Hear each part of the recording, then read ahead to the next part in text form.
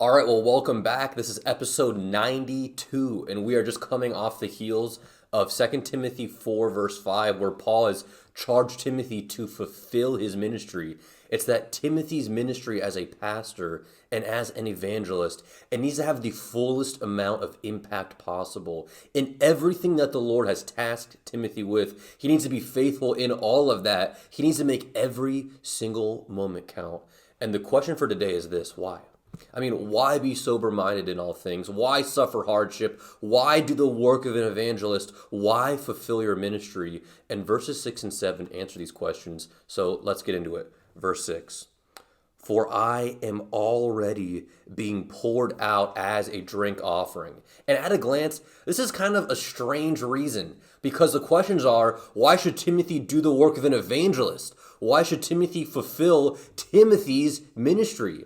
And so you would expect Paul to say something like, why do all those things? Because, Timothy, God saved you. Why do those things? Because you love Christ now. Why do those things? Because you serve him now. But instead, Paul starts talking about himself. And he says that he's being poured out. Look at this. Poured out as a drink offering, And we first learn about drink offerings in places like these verses right here. And there's actually about 50 more verses, but we're just going to be nice and spare Tommy all of that editing. And whenever you look at those verses, what you learn is that a drink offering is something that accompanies a main sacrifice. It's not the main sacrifice, but it is something that comes alongside and enhances the main sacrifice. Put it this way, a drink offering is not Batman. A drink offering would be Robin. A drink offering is not Frodo, but it would be Samwise. It's not Han Solo, but it would be Chewbacca. And in the same way, a drink offering, it is like the sidekick of offerings. It's what completes the main offering. It's like a package deal. And that's what we see in places like Philippians 2, verse 17, where Paul says that even if I am being poured out as a drink offering upon the sacrifice and service of your faith, I rejoice and share my joy with you all. In Philippians 2:17, Paul's point is that he's not the main offering, the church in Philippi is, but that he'll become the drink offering, that he'll come alongside them, that he'll do whatever he needs to do to enhance and complete their worship and ministry so that they can be pleasing and acceptable before the Lord, even if that means he dies. But notice this. In Philippians 2, verse 17, Paul said, but even if. Paul was telling the Philippians that he was ready, he was willing, he was prepared to die for them. But also notice in 2 Timothy 4, verse 6, Paul says, for I am already being poured out as a drink offering. Notice how Paul doesn't say if. He doesn't say if because it is happening. The curtains of his life are now closing. And what was once a hypothetical in Philippians 2 is now a reality in 2 Timothy 4. He did everything he could so that he could come alongside these Gentile churches and ensured that he was being poured out for them so that they could be pleasing and acceptable before the Lord. And he did all of that at the expense of his entire life. Paul went all the way for them. And that's why he says, and the time of my departure has come. Death is knocking at the door for Paul. But for Paul, that's more than okay. He's actually ready to die. And we know that from this word departure. This word departure is a super rare word. Paul only uses it elsewhere in Philippians 1, verses 23 to 24. Listen to what he says. He says, but I am hard pressed from both directions, having the desire to depart and be with Christ, for that is very much better, but also to remain in the flesh is more necessary for your sake. In Philippians 1, there was this tension where Paul was ready to be with Christ, but he also needed to stay with these churches and shepherd and strengthen them. But now, in 2 Timothy 4, there's no tension.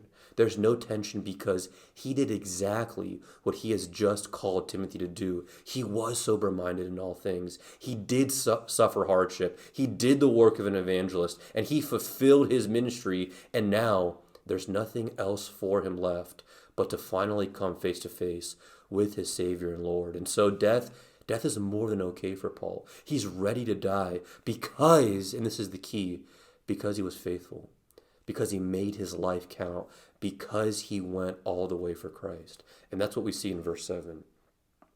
I have fought the good fight. I have fought the good fight. It's that all of his effort, all of his struggle, his labor, every kind of hurdle, it was just time and time again that now that's all been completed. It's all been finished. And he did this all with self-control. He did it all with discipline. He did it all for the right reasons and according to the power of God working in him. And he not only fought the good fight, but he also says this, I have finished the race. I finished the race. And we've seen him use this kind of race and running metaphor in places like 1 Corinthians 9 and even earlier in 2 Timothy 2 verse 5. And one of the things that Paul teaches us is that it's not just about exerting a lot of energy and struggling and laboring for the Lord, because you can do all that, but you could actually do it the wrong way. Much like a runner who gets disqualified for not following the rules. I mean, he could have even been the fastest runner, but if you don't compete according to the rules, then you're out. And in the same way, believers must go about this in the right way. And that's exactly what Paul says that he did. His whole life, in public, in private, everything, he crossed the finish line and he was never disqualified. And that is so encouraging because once again, Paul is showing Timothy and he's showing us that faithfulness is possible. And the final thing that we'll look at today is this. I have kept the faith.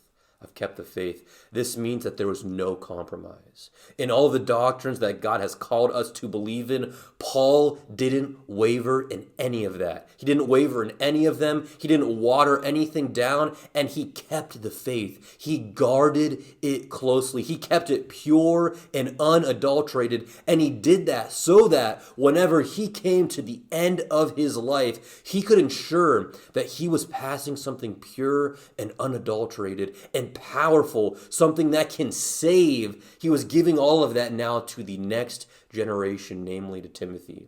And so now we come back to those first questions at the beginning of the lesson. Why should Timothy be sober-minded in all things? Why should he suffer hardship? Why do the work of an evangelist? Why fulfill your ministry? Paul says in verses 6 and 7, because I did all these things. And his point is, Timothy, I was faithful, and God was faithful to get me to the end. And so faithfulness, this is possible. And now it's your turn. You're the man now, Timothy. So pick up the mantle and continue this legacy. All right, episode 92, and today we are talking about drink offerings. Paul lived his life as a drink offering in service to the offering that the Philippian church was. And our question is, are you living your life as a drink offering to whatever church, whatever body you serve, whatever you are a part of? Or are you doing everything for yourself, thinking that your service is ultimately for your own glory? So yeah, discuss that, talk about it a little bit, and we'll see you back here tomorrow.